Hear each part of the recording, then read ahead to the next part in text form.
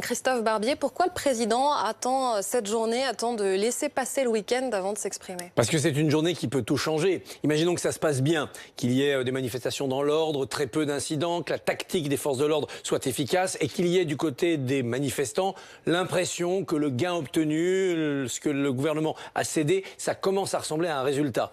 Emmanuel Macron peut venir abonder dans ce sens-là en début de semaine prochaine en disant discutons.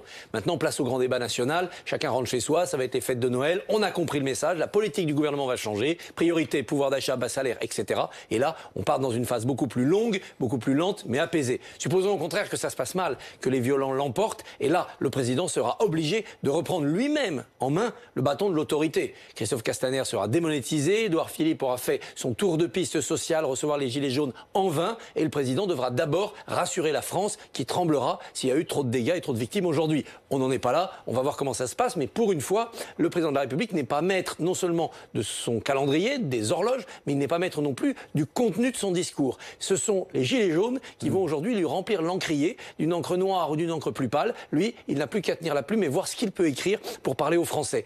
Même le moment de l'intervention sera différent. Supposons qu'aujourd'hui, ça soit une journée extrêmement sombre, très noire, avec des violences terribles.